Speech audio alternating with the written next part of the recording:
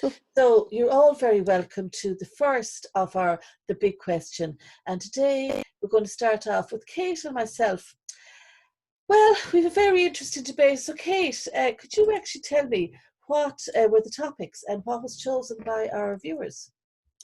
So the topic that was chosen by the people of Twitter was to debate who was better, Shakespeare or Tarantino.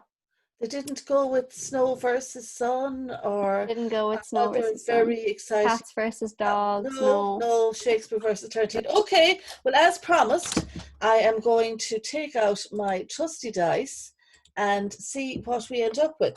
The first thing is, right, first I've got it, my Yahtzee here has actually got letters on it, okay? So if I get a vowel, I will go with Shakespeare. And if I get a consonant, I will go with Tarantino. So I'm rolling the dice now. And, B.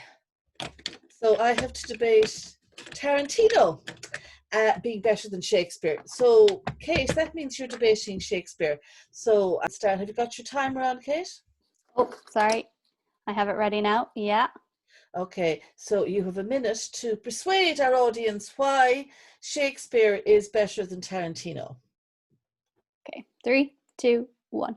Okay, so how many other writers out there can compare to the magnitude of William Shakespeare? How many of his productions are redone year after year after year? How many remakes have there been made of all his movies, or of all his plays being made into movies? I mean, the list goes on and on and on and on and on. We have many adaptations of Macbeth, of Romeo and Juliet, of Hamlet, of Othello. I don't think any other writer in history can really stand up to that.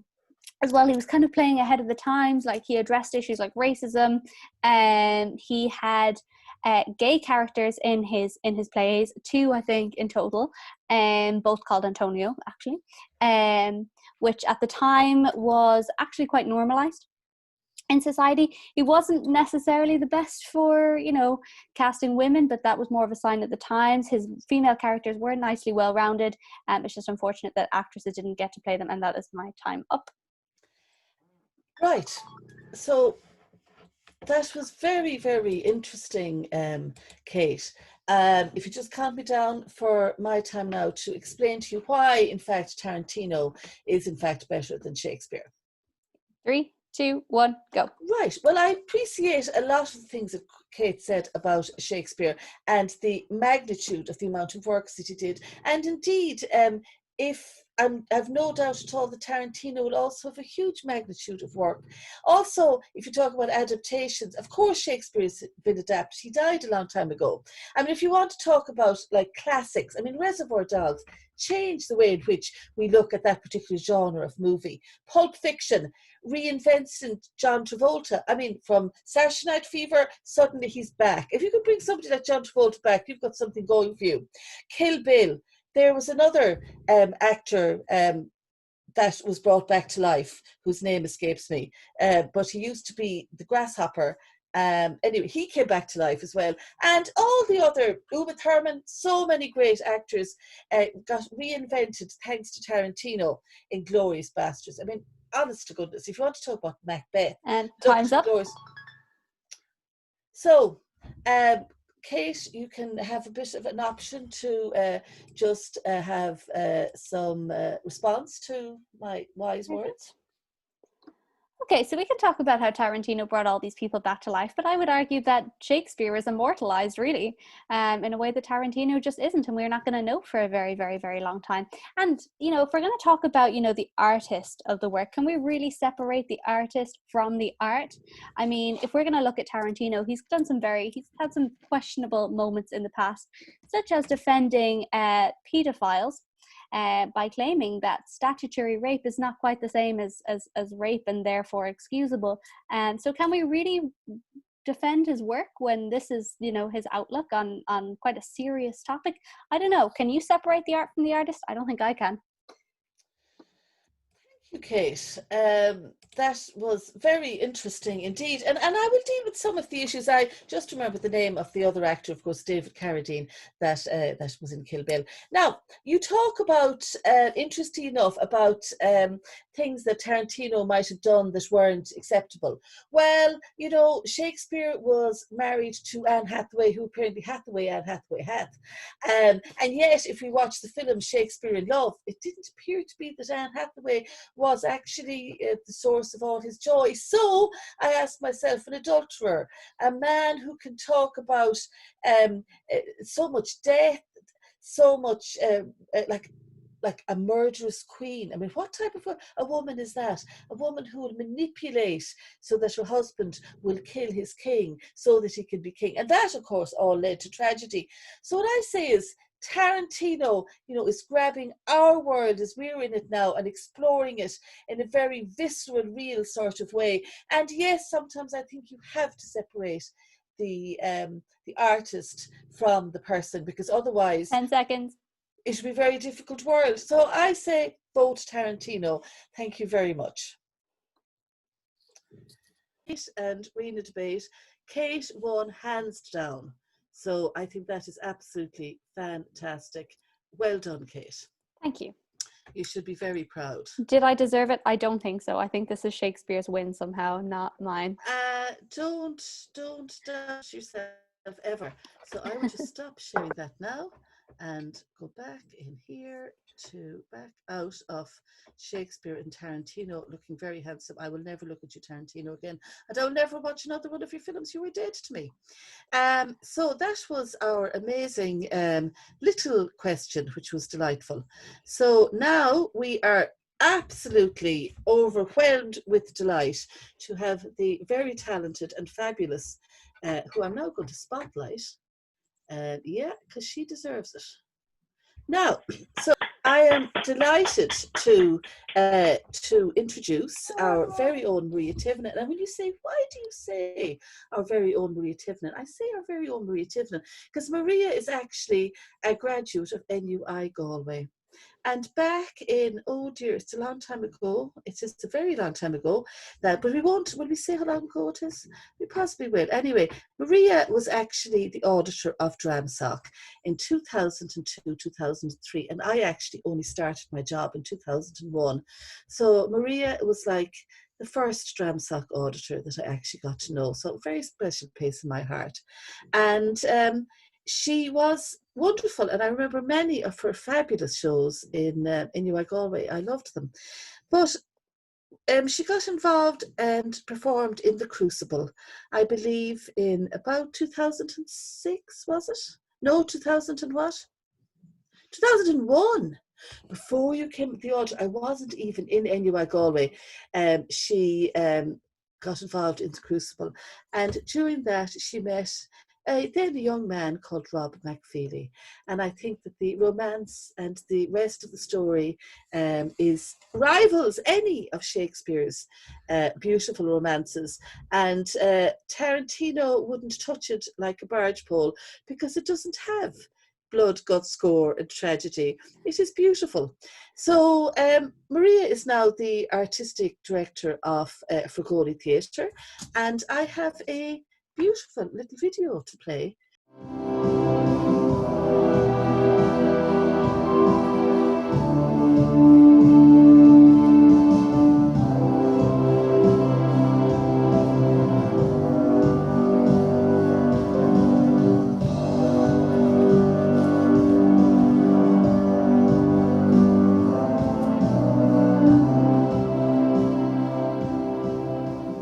Was it worth it? Fragoli was formed in 2007 and it's called Fragoli after a 19th century Italian actor who was the world's most famous impersonator, Leopold Fragoli. And at the time, we were into the kind of character changes, and we still are. Elements of that is still seen in our work. It's also a delusion or a psychological disorder called the Fragoli delusion, where you think everybody in the room is the one person playing many parts. So it's just that idea that feeds into our work. I suppose for me, when I think of Frigoli, because I've been with Frigoli since 2007, it means a lot of things. Sometimes it's hardship and it's long hours and it's really bad sandwiches you've got from a place that's about to close, and because you need to do a tech and you have to really drink some hot sugary tea and you're just tired and you really hope this show can work. Other times it's just absolute joy and pride and laughter about the situations you end up in, how we end up in a farm in Meath in a shed doing a preview of a play, how you are in Edinburgh. We went there twice in 2008. It was crazy. We did 2 plays, Let's Spring 2. We did The Maids and Tape. A lot of it is, in one word, it's connection. It's connection with the people I work with, connection with that work, and connection with audiences. And it never, ever fails to be exciting and exhilarating when you put work in front of an audience, even an audience of 1 or 2, which we've all faced in different parts of our career. It's about that connection. Trouble if I drag you down. Guys. Good stuff. Okay. No, you're not alone. I'm gonna make this place your home.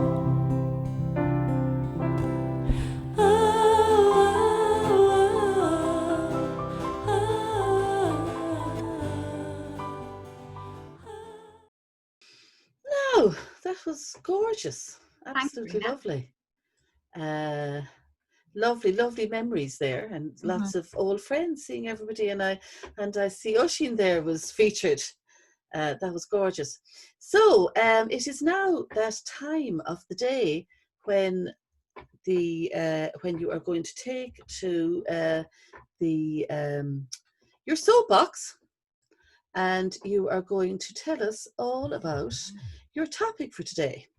Okay. And so the big question for today, and the big question, is an important question. And the big question today is, has or will COVID-19 kill theatre? Okay. So, Yeah, a big question, and I suppose, well, I think nearly everyone knows me, but I'm coming to this question as an independent theatre maker, so a person who's the director of an independent theatre company, and also as a mother of 2 small children, which I think is significant here because I'm interested in this. All of my thinking and reading and listening about this is done in snatches of time. So I think that's an important factor as well. Approximately 2.5 million people have missed out on what you would describe as a cultural event since the start of COVID, which is a loss of 20 million to the sector, and so 27,000 people we are will employed. now But I do don't think our that figure's voting. We're accurate. going I to do think it via that's whiteboard. who's on the books, So and I'll open up the whiteboard, it doesn't really take in the and that nature everybody of this can kind of vote. work and the haphazard nature, and how that multiplies in festivals and things like that. So that's the cost of it. And I suppose I don't know why I started there, but that's where a lot of the conversation is now, and how can we save theatre, and how can we bring it back, and why should we?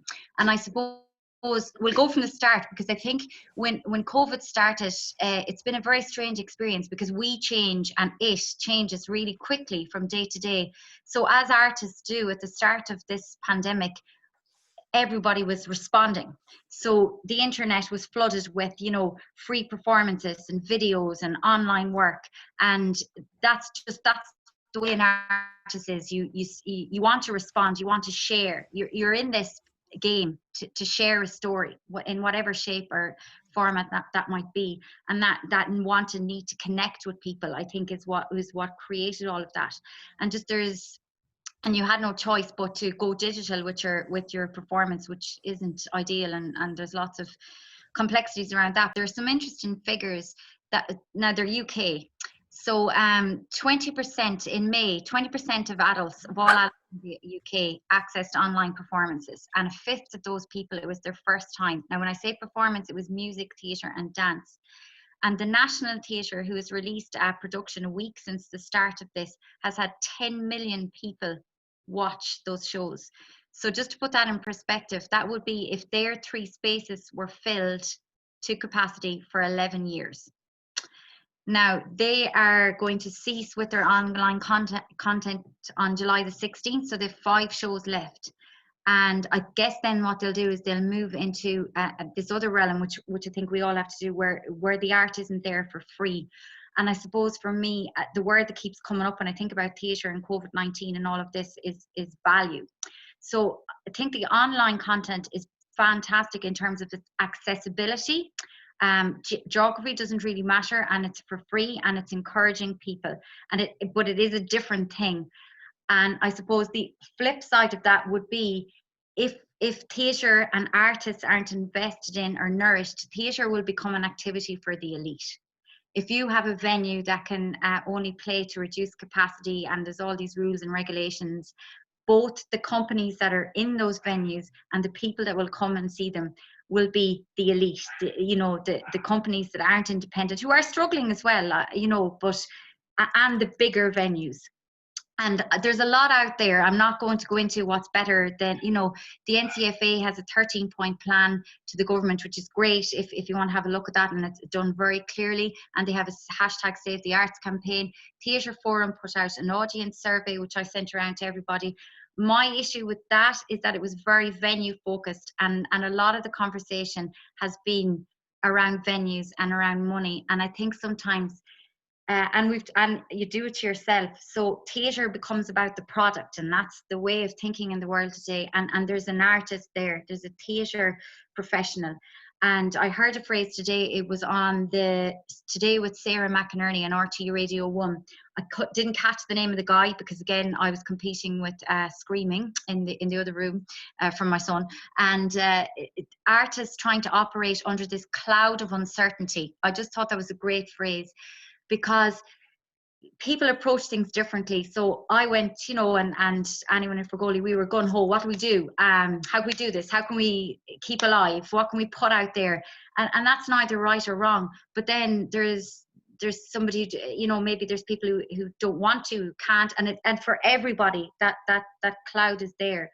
And I think it'll only be pushed away, or we can only peek through it if we have the public support.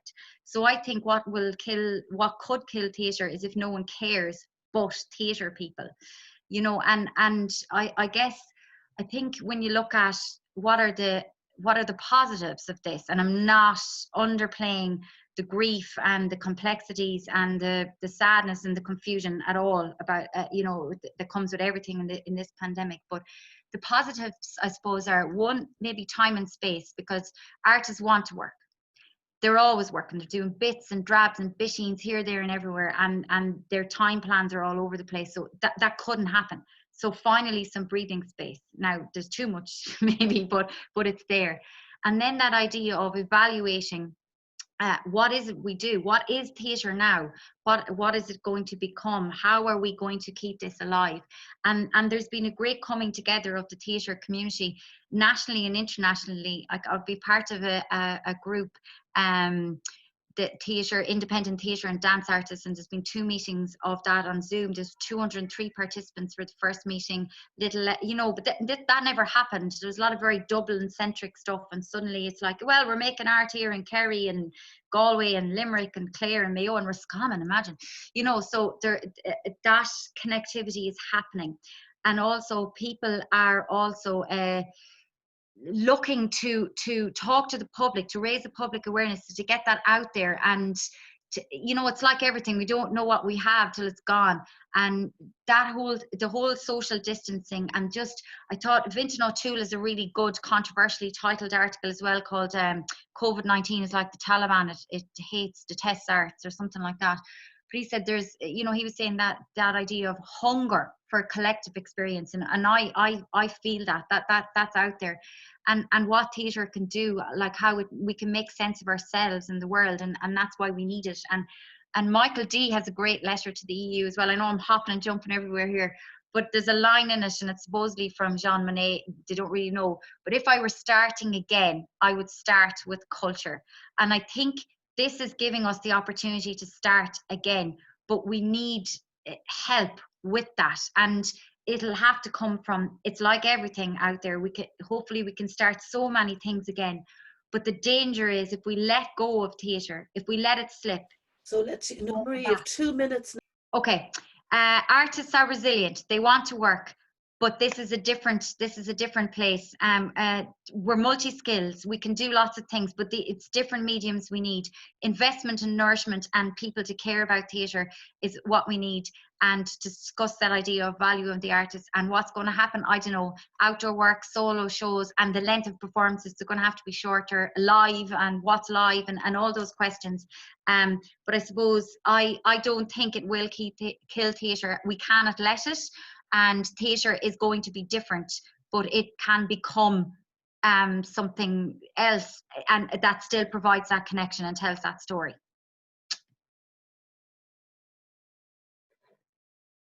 Maria, that was impassioned and fantastic. The good news now is that the format that the big question takes is that we actually break you into smaller groups. So we're going to, well, and yes, and I definitely think a definite round of applause is deserved for that. Thank you. So we're going to break into 2 groups. When you get into the room, you need to find somebody who's going to moderate your room for you. That means they check out to see who everybody is, and they make sure that everybody gets a chance to talk. You're going to have somebody who is going to jot down a few notes, what you have, so you can feed back to the group. And then you're going to have one person who will have 60 seconds, 1 minute, to feed back the response from the room. And then Maria, as our guest, will have a final reply to that, and then we will vote on whether or not COVID-19 will kill theatre. How amazing. So we had room number 1 and we had room number 2. So I suppose if we get a bit of feedback from the 2 rooms, and then Maria can have her closing thoughts, and then we will all vote again on whether or not we're going to kill theatre. So we have Marianne, are you number 1? Oh yeah, room Lovely. number 1. Yeah. Yeah. So we talked about a lot of different things, but the big things that came back were it's going to change how we do theatre. You know, how else do we tell stories?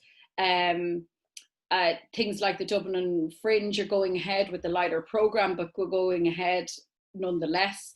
Something that came up strongly in our group was the Irish language, with Barry, Erin and myself all have an interest in it, and Galway 2020 being a big year with the Oireachtas going to happen in Galway, and they support playwrights. But then we were talking about the other things that are happening in Irish, which are not happening online actually at the moment. There's not as much presence online for Irish language work outside of music. So it was just interesting to kind of think that there's drive-in dramas being proposed by Phoebe, and there's different kinds of ways of making stuff now being proposed in the Gaeltacht. And then, but the other thing was like the long-lasting damage to the arts sector that all of this will have. The longer this goes on, the more the fabric is eroded.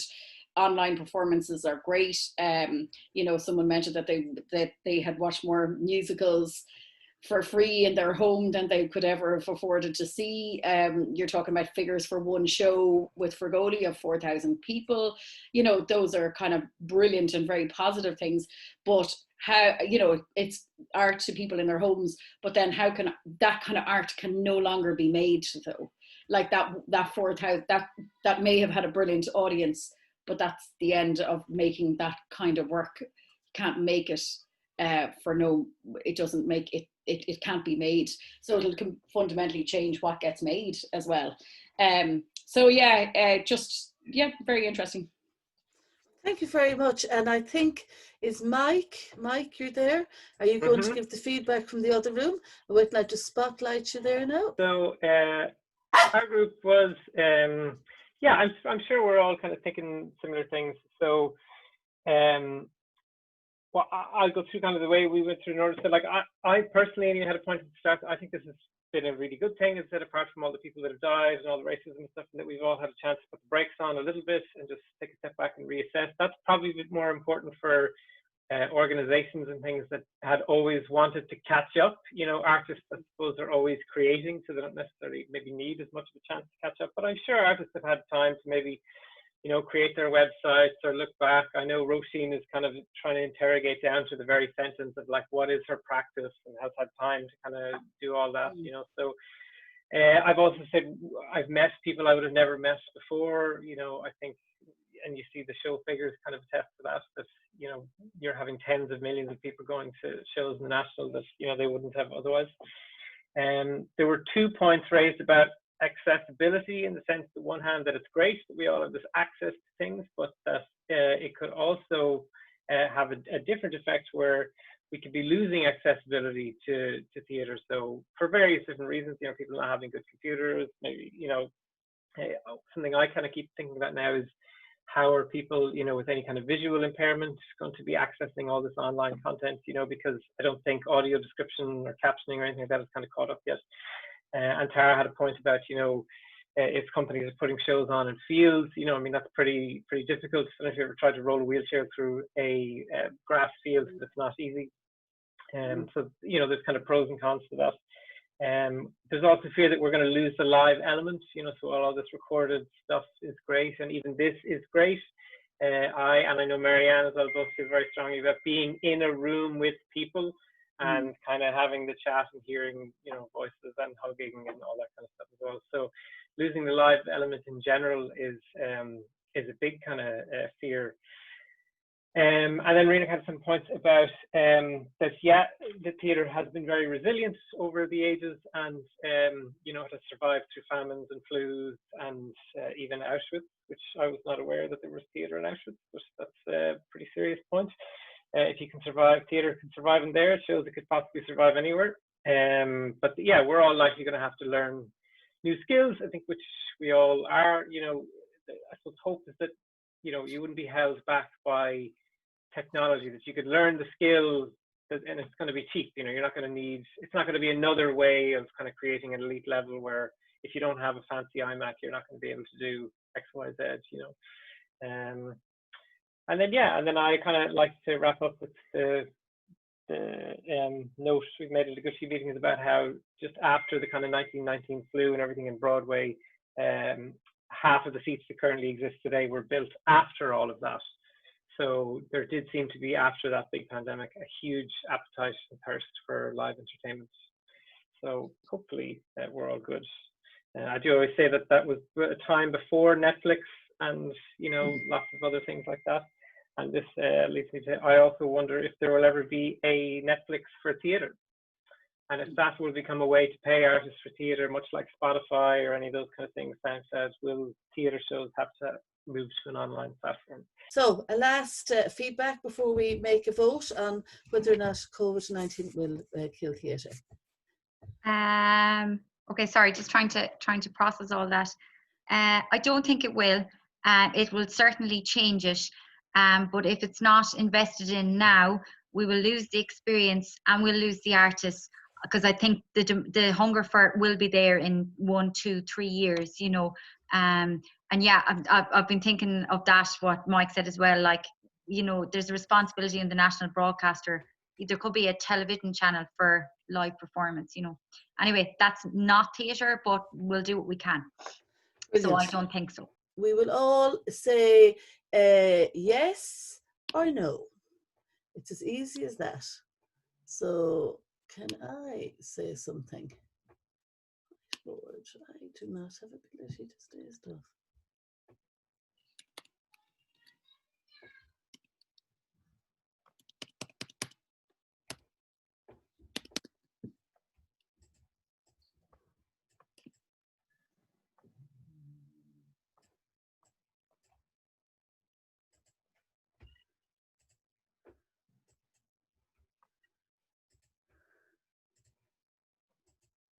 So, let me see, what have we got? No, never, never, no, we won't let it. Oh yeah, absolutely. And a big heart from Oisin, which I presume means no. So I'll stop sharing, and I will now say officially that according to the big question, it may try and it may push us to the very edges of our being, but COVID-19 will not in fact kill theatre. And I'm very happy to hear that. So to prove the COVID-19, and it did try, we're going to pop Oisin into the spotlight. And well, actually, we'll pop Kate is in the spotlight, and Kate is going to introduce our next guest. So we're going to see a little piece from Oisin Robbins from I Want You to Know Me, Fregoli's production, written and directed by Maria Tivnan. So Oisin is a Dramsoc alum, if I'm correct. As Rena said, Oisin, you were the treasurer of Dramsoc for a period. Would that be right? Yes, I was. Short and sweet, thankfully for everyone. Everyone else is frozen. I think it's probably me.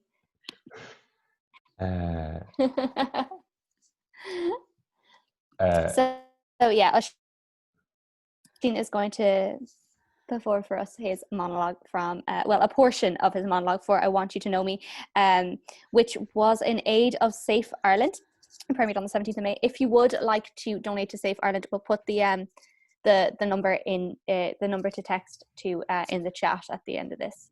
Tell us about what you're about to do and then take it away. This is live theatre coming to us today. I'm very excited. Yeah, it feels good, doesn't it? It feels just great, really good.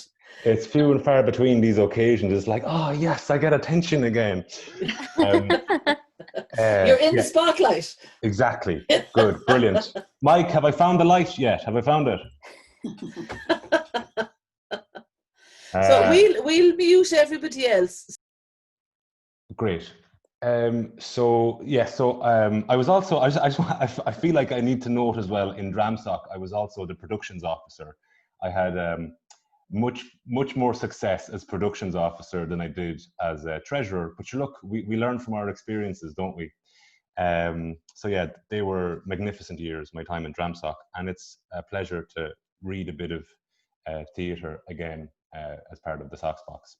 So I'm reading, as Kate had introduced, I Want You to Know Me, which was written by Maria Tivnan, and I had the opportunity to perform it for the Safe Ireland campaign. So yeah, I'll just read a little section.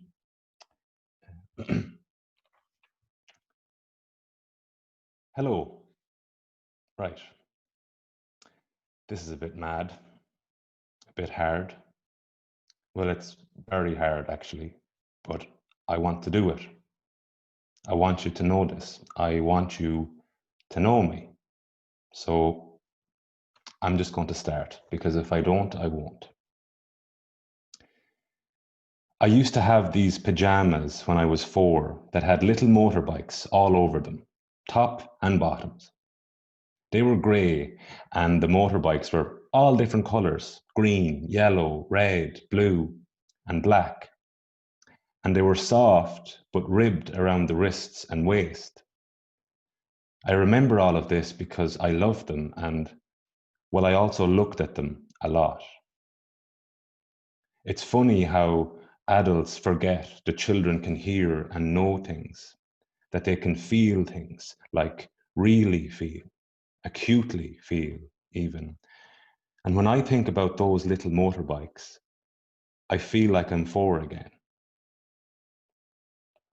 I'm lost and afraid. Lost in that dark, in that room. And I can hear him again, and his low, deep rumble that would rise and explode into a roar. And then, or sometimes her soft pleas and silence again for a bit. And I would rub the end of my sleeve between my finger and thumb over and over and dream about my motorbike, my black motorbike, zooming over desert roads with my little dog in a special attachment behind. In my head, he was a bit like Snowy from Tintin, but cooler, less of a wuss. Sammy, I called him, and away we would go on the bike, away from the room, from the walls, from it all, until I would hear her light, quick footsteps on the stairs, and I'd know she would look in on me, a quick glance through the door, and I'd pretend to be asleep. I knew she wanted me to be asleep, so I gave her that. I gave her that because I was too small to give her anything else. And in the morning, it was mostly okay again. I'd run down and she'd have the cornflakes ready for me in my blue bowl, and he'd either be gone or still in bed.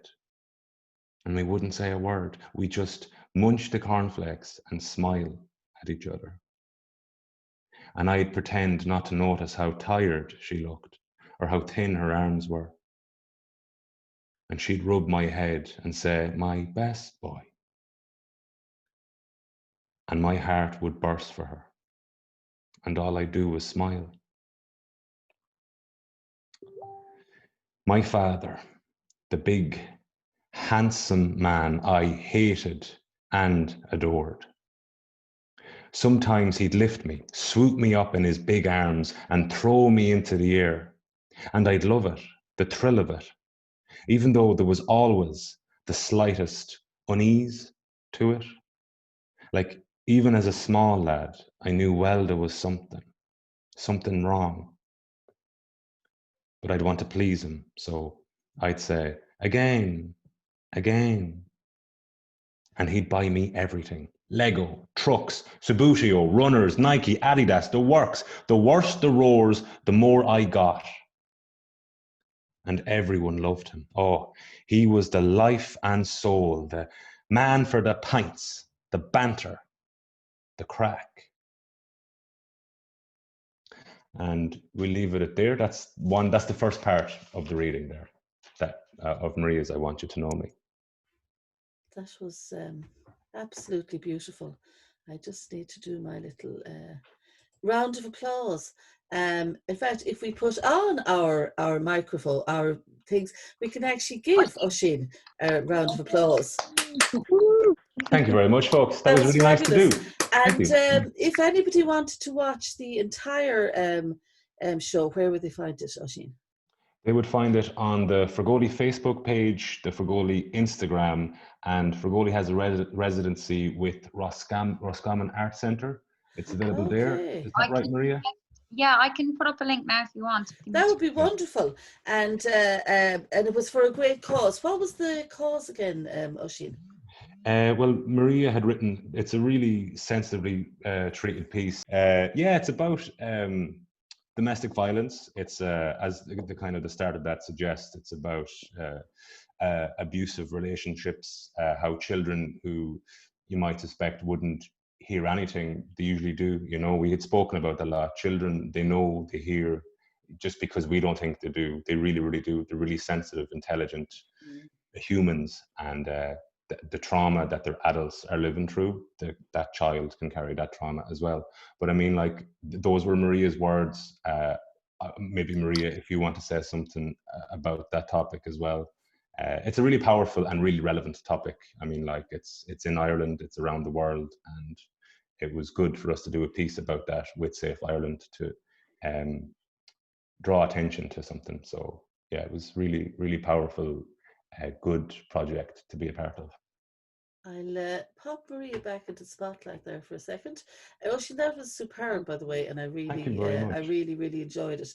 I was just actually, when we were saying that you were coming, I was remembering Marty Moncrief and Beluga Theatre last summer as part of our drama festival, and the lovely afternoon we had with all the staff children when Marty came out, and they got to get him to sign autographs and meet him up close and personal.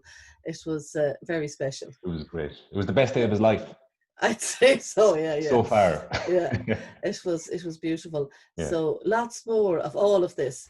There you go. You're in the spotlight, Maria. Sure, just give us a little bit of what was the motivation? Fergoli have a residency in Roscommon Art Centre, and our theme is Finding Home.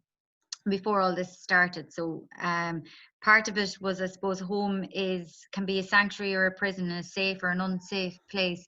So just with the 25% increase in domestic violence nationally, again, I thought, well, we have a medium here and we can use it to our advantage. And because it was Roscommon based, they don't have a shelter in Roscommon, but they do have a branch of Safe Ireland's around 32 centres, so they operate in Roscommon as well and nationally. So I thought that was a great organisation to get in touch with, and and they were on RT Radio 1 then the next day, and sure, Glenn Hansard did a really great concert for them in the library. And yeah, look, it was just using a medium in a way that we thought we could help. And yeah, and I suppose I have a social work background, so that did help. I think if you looked at it, it goes on, Oisín, you know, well, he's the child of that situation, but he's an adult now. And I think sometimes hearing that that from a male voice can have a big impact, actually, positively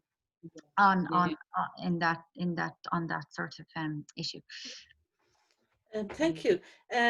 Before I hand over to Kate to wrap up, and I just want to say, does anybody have anything they would like to say? Anybody have anything? I'm just going to put you on gallery view I there. was just going to say, I hope my children will give me that pretending to be asleep thing the odd time. I just love that image of a child being able to give that to a parent. 'Tis not often they do it. No. Anybody else? Just if you want to say anything, unmute yourself, and before we hand this over to Kate. Well done, guys. It's great. Yeah, thanks a million. So just in general, as a format, how did people enjoy today? Excellent. Yeah. It's lovely. It was great. Next week we have Brendan Smith coming in to decide whether or not it is time to work with nature. So that will be a very interesting chat. So over to you, Kate. I'll put you back into the... Carol's just put into the chat there. Maria, did you have something you wanted to say? Oh, just sorry, and I'm a devil. Our last piece for this of the online thing that's for free anyway, coming out at the end of the month. And Tara, who was on the call, wrote it. So it's her first piece, and it's called it's called Inside You Stay. So it'll be out on the 23rd of June. It's news to you now, Oisín, as well. That is going to be up on your Facebook page and etc. Yeah. Yeah. Thanks. Yeah. Great. Just keep an eye out. Thank you. An exclusive announcement. And what date again did you say that was going to be on? Yeah, the company don't know that yet. 23rd of June. I'll tell them now. Yeah, it's the whole world knows now. Lovely. Okay, so Kate, you can. I don't have no. Oh, there we go. Spotlight, Kate. There you go. Great, thanks. Now, don't you Rena. mention it. So yeah, that was very, very interesting. I actually wish I was in the breakout rooms, because I would love to have heard more about what everybody thinks about. God, I miss being in college and talking about theatre all the time. So thank you everybody for coming along, and a big thank you to Maria and Oisín for participating with us today and being our guests.